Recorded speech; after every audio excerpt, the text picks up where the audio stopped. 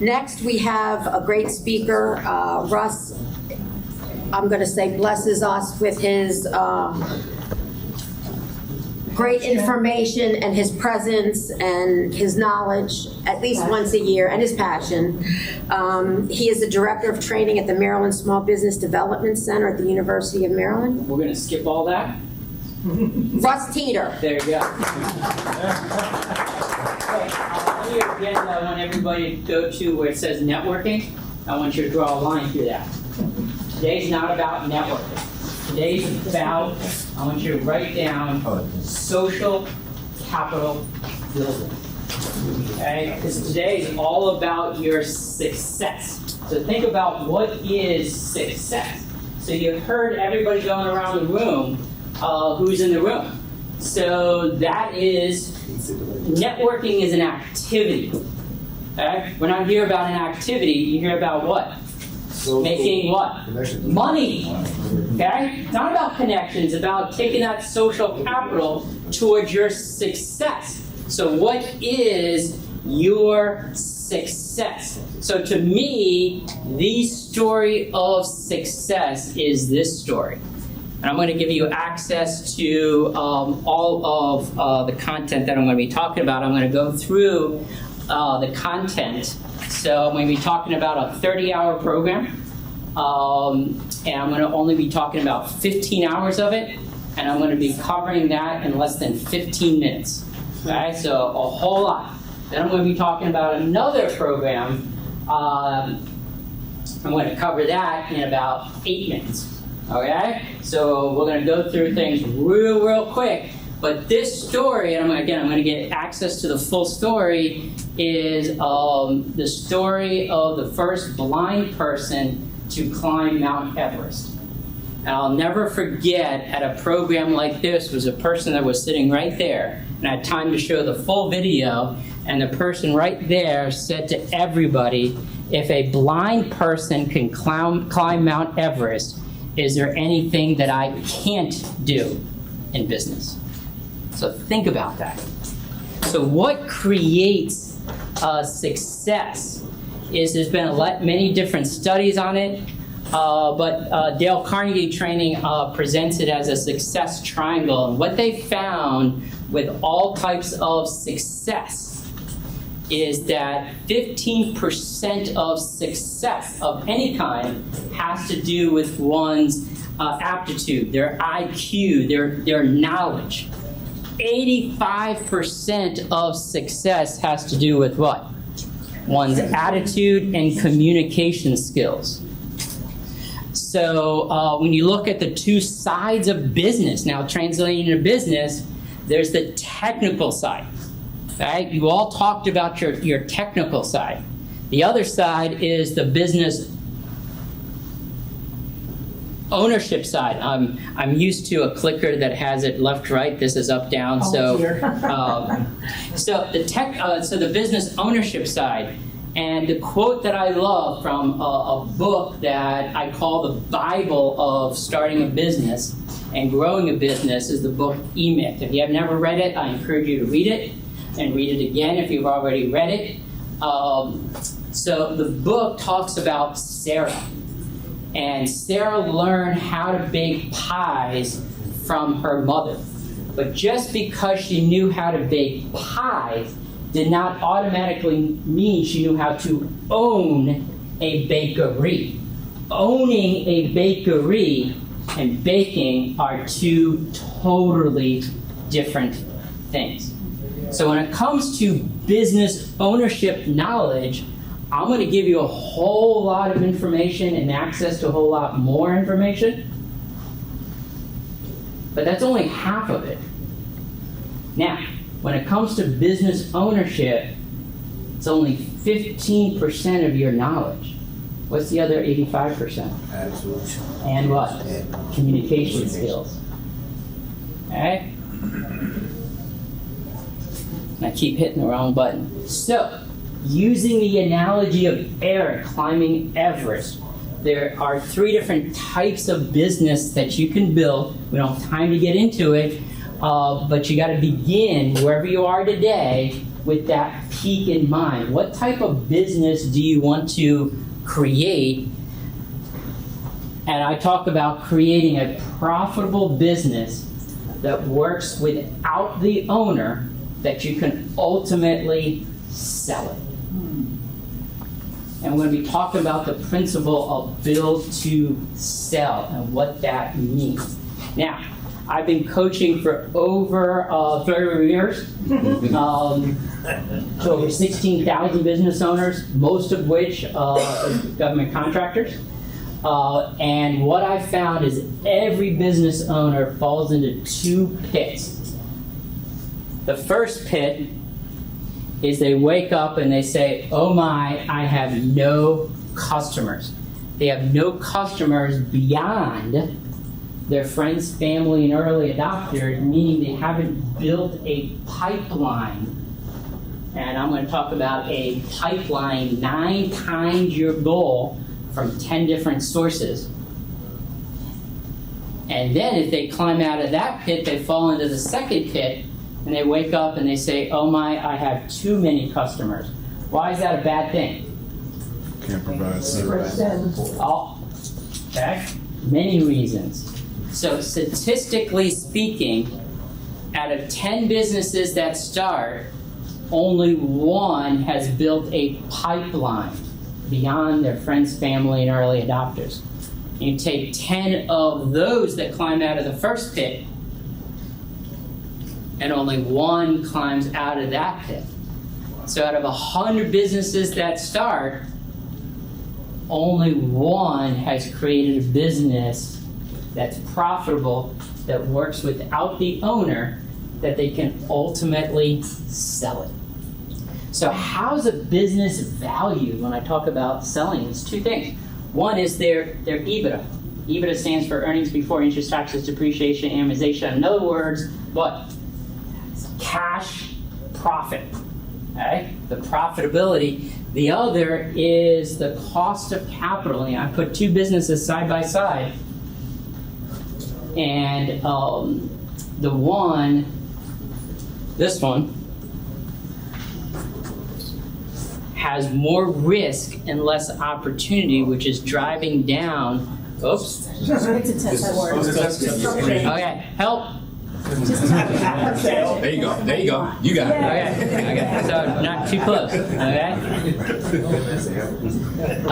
I don't have the ability to have it's a touch screen, so I have the old-fashioned one. Okay, so I don't go too close to it. Okay. So you see that this is more risky with less opportunity, so it devalues the business even having the same EBITDA. So I'm going to ask you, what are the two things that you want out of your business? And I want you to say back to me, time and money. Okay? So, what are the two things you want out of your business? Time and money. I don't think they really want it. So let's try it again. What are the two things you want out of your business? Time and money. Okay? No doubt. Oops. Cash cow. Okay. So using Eric as the analogy, these are things that Eric could not control. Okay?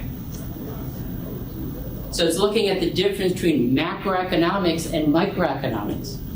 Macroeconomics are things you cannot control. Microeconomics are things that you can control. But you got to be aware of those microeconomics things. Because business is all about making decisions. So what allocation of resources can you do to have the mindset, the skill set, the tool set to get to where you want to be? It's all about where you want to be, because you're going to be the same today as you'll be in 5 years, except for the books you read and the people you meet. So you need to be built, not networking for the sake of networking. That's an activity. What do you got to do? You got to meet the people that's going to what? Get you to your success. So what do you got to do? Define what is success. So This is a half of a 30-hour program that I think in the room looking around, I think only Dottie has attended the full 30-hour program. So this is half of it. All right, so I gave everybody my business card that has this site on it. So one of the advantages of COVID, and I think it's the only advantage of COVID, is that I could record things. So that's the recording of it. So you can get, so the whole video of air climbing story is there. Also, I did a program with the governor's office, GOSBA, on contracting. So here is recordings of all that. So this is where all the programs that I talked about. So you can get free access to all those by just saying that you want it at that website. And I'll send you all of these, because becoming wealthy is actually very simple. All you got to do is 3 things. They're right there. What's the key word in the first one? No. Spending. It's not about what agencies have money. It's about what agencies that are what? Spending money. What's the second one? What's the key word in the second one? No.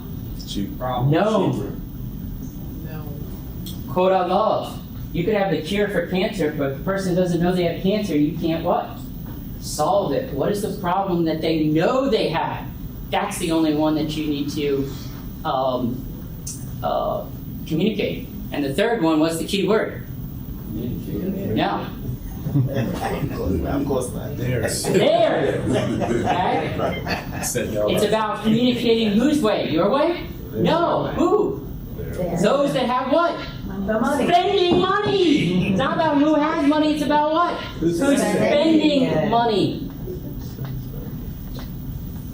So you also need to be looking at, what are you good at?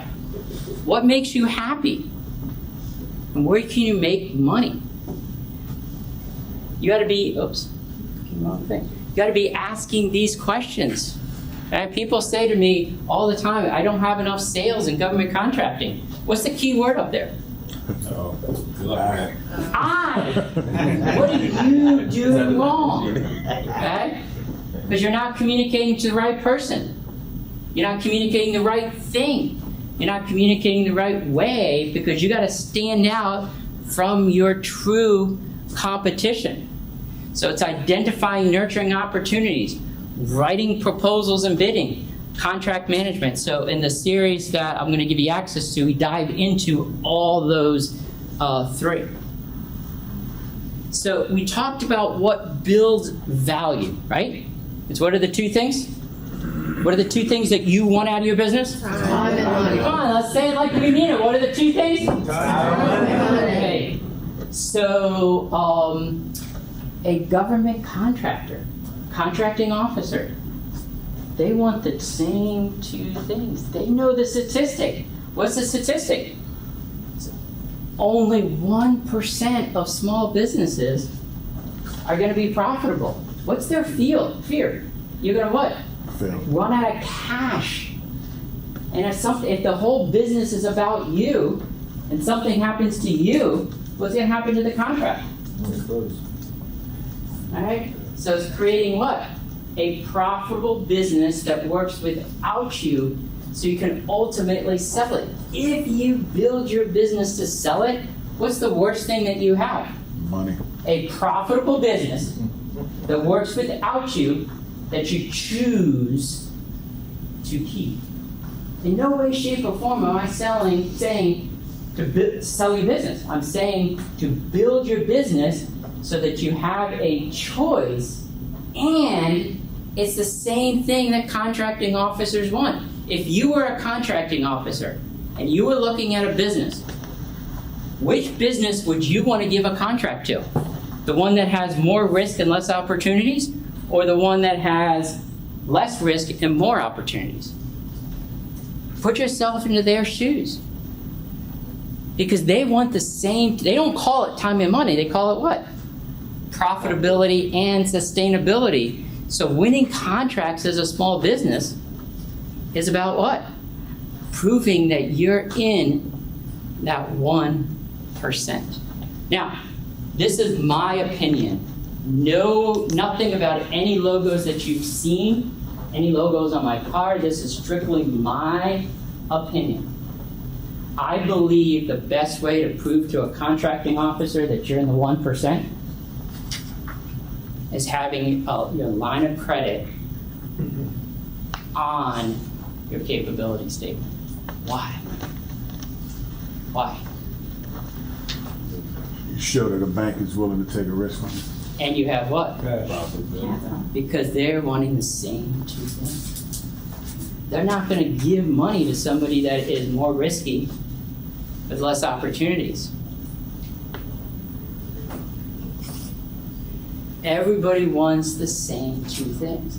So in the virtual library, I break down how to build profitability by breaking down a business into 5 areas and teaching them how to increase each of those by 10% to get a 61% increase and 983% over 5 years. Because your whole business is what? Math. And if you don't know the math behind your business, you're going to make what? No money. And what are the 2 things you want out of your business? Time and money. Okay? So it's setting goals, right? And measuring those goals. So this is another part of the class that was recorded, taking the Sandler Sales Academy, their 8-week program, into 90 minutes and talking about that. So I'll give you access to that. Okay. So I don't know why Sandler Sales. I'm a Sandler Sales instructor, so I can share this. I do not know why they use a submarine, but it's looking at building your pipeline. All right? You're listening to find these 3 things. You're making a presentation or an offer of a bid to win one. And when is the contract over? When is the contract over? When the money ends up cleared in your checking account. That's when it's over. It's all about collecting cash. Okay? So those are the 5 things about money. We don't have time to get into the 5 things that build time. So what you need to do is this. You got to stir up the organizational soup. What is working? What is not working? So raise your hand if you ever worked on a plan before. Where does plans usually end up? In the trash, okay? On the shelf, because they don't know the goal. They don't know how to achieve the goal. They don't keep score, and they're not held accountable. One of the most dangerous statements a business owner can make. Are you ready for this?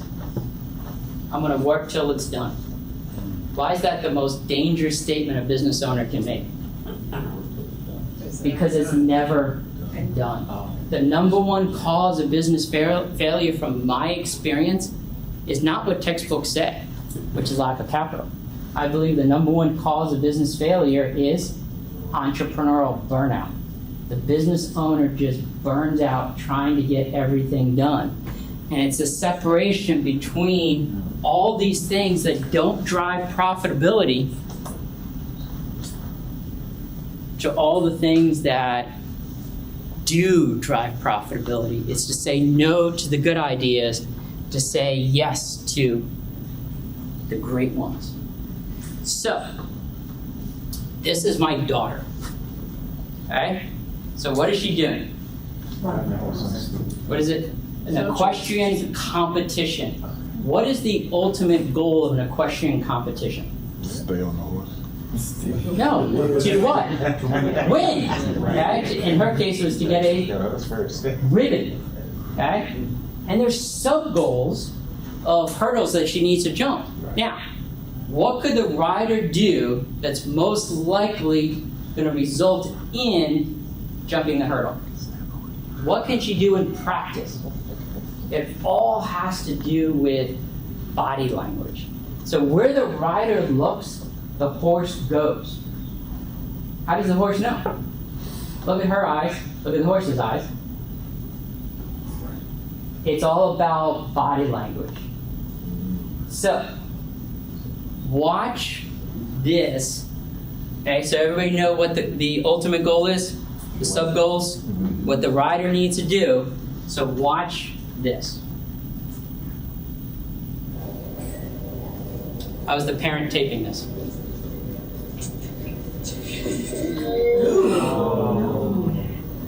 So what happened? The horse is on that Okay? She got disqualified. Okay? So she asked herself, what did I do wrong? She couldn't come up with anything. Then she asked her coach, who was watching, her instructor, what did I do wrong? And her instructor said, nothing. What's the goal? To what? To win. Okay? Here's the very next competition. What do you see? Ribbons. You won. What else do you see? New horse. Okay? So if it's not working for you, what do you got to do?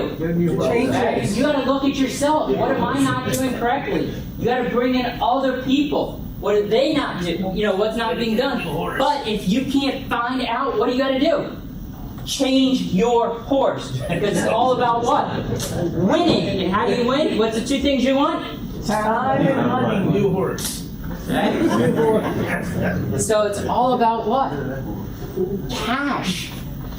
Okay? When I say money, it's what? Cash. So you need to do a cash flow budget. Right? When is money coming in? When's money going out? Right? When are you going to get paid? Somebody talked about that earlier. Because it's all about, when does it end? When you what? When you get paid. Deposit the cash and it's cleared in your account. Okay, so what you got to do is get those unprofitable activities off your plate. Okay? Just say no to those good things. To only put on your calendar those great things that are going to what? Generate you more money. And then when you have more money, what do? You begin to buy yourself out of the job so the business is not dependent on you. To get those things on your calendar, because we're really good at doing this for appointments, but a lot of what we got to do is task related. You got to get the unprofitable horses off your plate to get those profitable ones what? On your plate and schedule them to do it. Alright? So I said it earlier, and it just happens to be the capability statement that I picked happened to be somebody in the room, and I didn't know that when. Okay? So Dottie's in the room. So building that line of credit. So you have all of this information about building it. I suggest that you go to your banker, and if your banker's not lending money, what do you got to do? Change your horse, okay? Okay? And have relationships, social capital with all 4 different types of lenders, and not say, I want a loan. You want to say, this is how I look now. This is what I want. How do I need to look to get what I want? Not need. The moment you need money, nobody will talk to you. So here's some quick math on what a bank underwriter is looking for. So here is a 2-page document that answers 95 to 98% of a bank underwriters. Do they want a 26-page business plan? No. They won't read it. Okay? What do they want? If you can't say it in 4 paragraphs, you can't say it. What's the rest of it? The numbers. Because if you don't know the math, you're going to make no money. So here's an example of a business, all completed. They got funding, and they were one of the ones that got funding from a local government. So what I want you to do is think about, at the end of today, what are the 3 things that you can walk away. If you try to walk away with everything today, you're going to walk away with what? Nothing. So find 3 things that you're going to be able to walk away with today. So the things that I, real quick, talked about, one is to learn to drive 5 to earn more. So we talked about breaking your business into 5 financial areas. aligned 5 to work less. Okay, we didn't get into talking about those. Okay, the 4 disciplines of execution of knowing the goal, what do you need to do to achieve the goal, keep score, and hold accountable. Those 3 sets of 3 questions that I talked about, making sure that you're avoiding the 2 pits. And the key thing is identify what's that one big thing that I need to do and get it on your calendar and what? Do it. So in my coaching,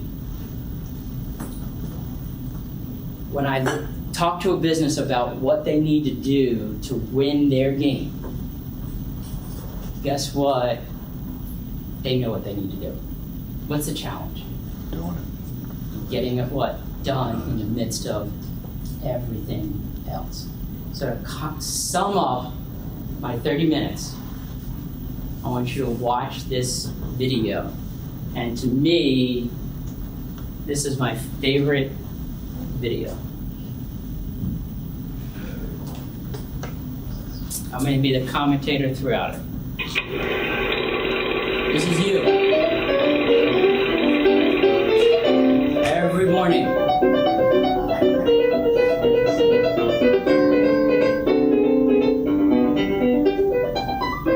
Those small pebbles are the things that are not driving profitability. The big rocks are what's driving profitability. If you have those small pebbles surrounding your day, your week, you can't fit in the big ones. You gotta spend that time and place to identify what the rocks are. The big ones, the medium ones, the small ones, because it doesn't matter what you do. Here's the principle.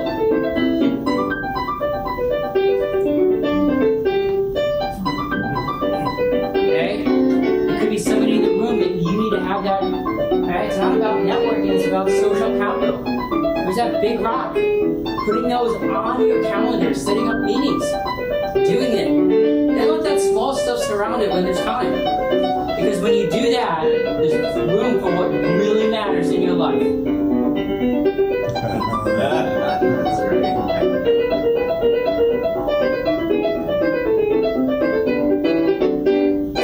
With that, I'm done. Thank you.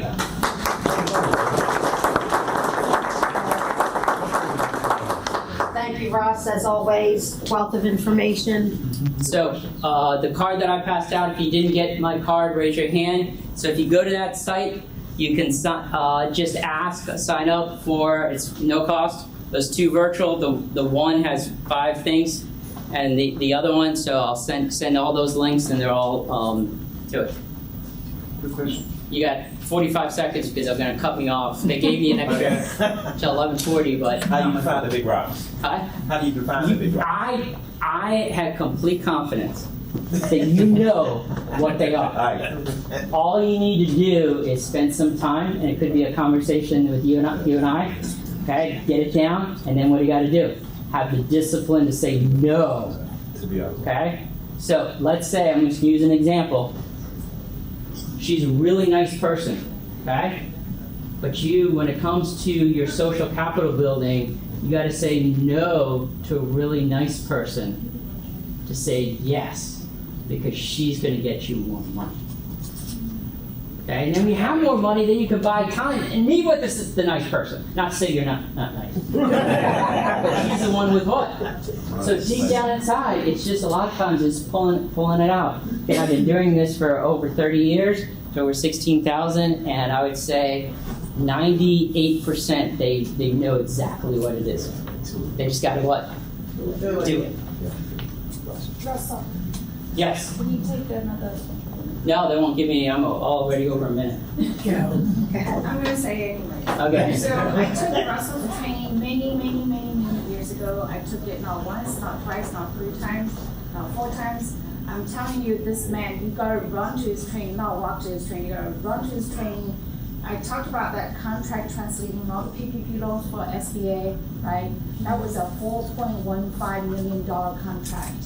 And this man deserve the credit of us getting that contract. We're an 8A firm. I'm still waiting for my check. We're an 8A firm. Russell helped us getting that 8A certification from the SBA. He showed you an example of our capability statement. If you want a sample, come see me. I'm a vendor, a white woman. Yeah, but thank you. Thank you. Thank you.